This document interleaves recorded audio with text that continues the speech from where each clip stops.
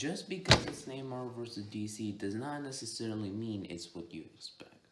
Hey everybody, Marvel DC Extinction Wrestlers here, and today we're going to be talking about the 10 reasons why you should not be excited about my Marvel vs. DC YouTube TV show. Now, I want to quickly address this title. This video is not meant to be like, whenever some people say why this upcoming film might suck. It's not that. This is actually me being pretty legit. If you've seen any of the trailers, specifically the season 3 trailers, you would probably be realizing, okay, I probably should not watch this show. And I'm going to explain to you guys why you really should not. So, I won't spoil anything what happens in the show, so let's begin. Number 10, the main heroes are the main villains, essentially. One thing about Flash or the X-Men is that they would do good. Even if they're being hated on, they would still try to do good. That's not this show. That's not this show. Any aspects that require you to be a hero is gone. So there will be no logic in the sense that the main heroes are villains. In fact, it's the opposite. The main villains, like the Amalgam for Season 2, are in the government in Season 4, are more like heroes. And here's where it gets a bit weird. Like, Peter Griffin could also be considered more of a main hero in this show than, say, Spider-Man. Not just because, Family Guy is better than Spider-Man, but it's what they do. And I'm not spoiling what they do, okay? Coming in number 9, domestic violence and abuse. Now, this is something that obviously could potentially get this video demonetized, but yeah, and that's why, because this video will be talked about sensitive topics, especially for number 8 and definitely number 1. So, domestic violence is like violence, not like gunfire only, but so like hitting or stuff like that, in a household. And basically, abuse is very similar in the sense that. And so there are many episodes talking about and being shown domestic violence and abuse. I think it's most likely in seasons, I want to say about 2, 3, and 4. But basically, the entire show will have episodes on abuse and domestic violence. And so I feel like some viewers might find it kind of disturbing, to the sense that, you're not really talking about anything that, you're not, like, exciting. It's more terrifying, really. And here's the thing. Abuse and domestic violence is part of the comics, so it's both being kind of accurate to the comics, where you have, abuse and domestic violence does play a huge part in the comics. The characters like the Batman Road Scaries, they had like some sort of abusive relationship with people, with either a parent or other people. And that's kind of why we like the Batman villains a lot more, because they had real life origin stories, aside from getting their powers, essentially. Number 8, this is where it actually will get offensive, so just putting that out there, is racism and feminism. Now, racism, we all know, is a big part of history. It was part during the Martin Luther King stuff, and it was even part during World War II. And this is where I feel like that this show will insult the black community a lot. Not I'm a racist myself, but I feel like my show will offend the black people. And I know it will happen. I know some people might say, but I'm part of the Black Lives Matter. So don't think I'm a bad person. I'm part of that community that respects black people. I do respect black people. But the only difference is that this show I'm working on does not do that. Remember, this is not really much of a superhero show. I feel like, because, And there's even many episodes. I think the most episodes about racism are in season 3. Because, you have like anti-Russians, anti-Chinese, anti-Japanese, anti-blacks, um, let's see, anti-Australian. Basically, um, like what they did in racist times, but with other countries, that's not just the black people as well. And so because of that, it is going to be tough to watch because you're going to have to watch the racism and how it still affects us today. Now, apart with the feminism stuff, the feminism, for those who don't know, is like about giving women power. Yeah, that's not this show. This show is absolutely not that. I think there's many episodes where the men in the show, like Batman, Flash, Green Lantern, Captain America, Iron Fist, Daredevil, have like more power over Wonder Woman, Jesse Quick, or who else? Zatanna, Shadowcat, Spider Woman, and Black Widow. So you're gonna see many episodes where like the male members of the team have more control over, say, the female members. Number 7, insults. This is good. Certainly is not going to be a demonetized video. So let's begin. So insults basically mean, it's not like when you say when people insult you for no reason. But this show, I kind of hate saying this because it makes me feel like a really bad person. But this show will in fact insult, like, well, I don't want to say it. I'll just do, basically, I would just add me out and do the insult of the, well, basically, think of every historical event. That's what it's insulting. What really did not happen. So, I'm just gonna move on from that. Number 6, alcohol and drugs.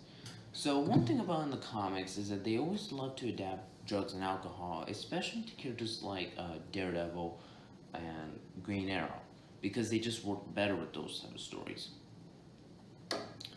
And I feel like there are many Marvel and DC characters that actually have alcohol problems, like Iron Man, for instance. He has an alcohol problem in the comics. And so I find it weird that no Marvel comic or no Marvel story or no Marvel movie or film have never been able to adapt it, which is weird.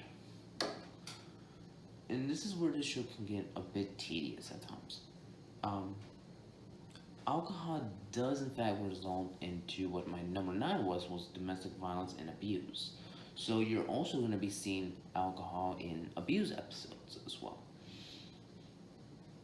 You're also going to be learning about why it was prohibition in season 3 as well. You're going to be learning about like some like the drug stuff that they had around at the time, etc., etc. Number 5, the show doesn't care about you. Maybe I would care about you guys, but this show will not. Just let you know. This show will absolutely never care about you. So say you, well, I don't want to say like something very rude, where because I don't want to get less subscribers. I want to get more subscribers. But I'm just straight up saying that, say if you were going through a rough time, maybe you lost someone, maybe I would be there supporting you. But my show will never support you, no matter what. I will support you. The creator will, but not the show. You see, I would probably support you. I will definitely support you. But the show will not. And so I hope you understand that if you're right now in a rough time, don't watch this show. It's not going to help you. Number 4, political issues. what I'm talking about when it comes to political issues is like anarchism, all that type of stuff. More issues based on the government, and that's where this show will at times be offensive. I think the season with the most political issues is season 4. So just throwing that out there. Number 3, it's rated R. Now, a story like this nowadays would be PG-13 because we need more PG-13 superhero films. We just need to, which at this point, I think we can all agree is bullshit. We have to start getting R ratings for superhero movies nowadays. And that's really what makes the comic books better than the films, especially for the Marvel movies. They've never really hinted at that rated R, where DC definitely has with like Batman v Superman and Arrow. And that's what I really appreciate about those two stories. About BVS and Arrow is that they were kind of rated R. And that's what I appreciate, and I really wish Marvel did that more. Coming in number 2, and this is going to be our runner-up, The Hyena and the Batman Who Laughs. Now, when it comes to season 2, most people would definitely be disturbed at The Hyena and the Batman Who Laughs. The Hyena is probably going to be the one that offends the females more often than, say, the males. Well, the Batman Who Laughs is just straight up disturbing. He has this very grotesque-like look, and so he automatically is tough to look at. Not to mention, I think out of the entire show, the Hyena and the Batman Who Laughs, who are main villains of season 2, just say the worst type of stuff you can ever say. Like seriously, I think out of the entire show, they say the stuff that are just straight up offensive. And this is not even a spoiler, okay? I'm not even going to try to spoil it as much as I could. I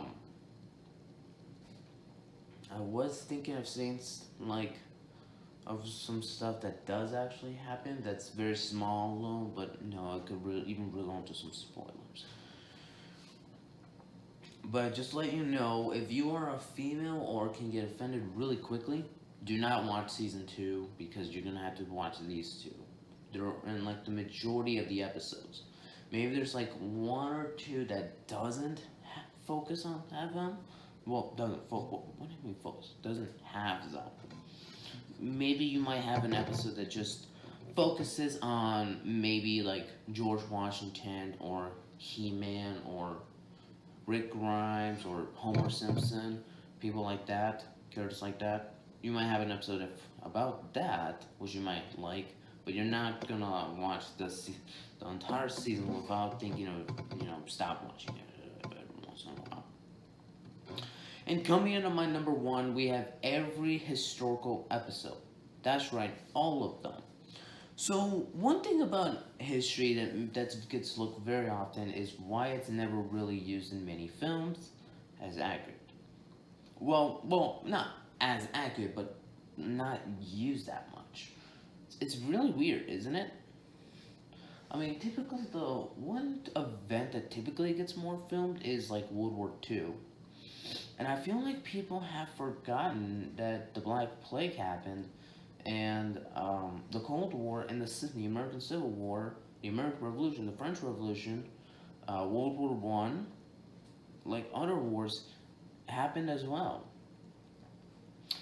And not to mention, like I said for my number 7, this is what I believe is the creepiest.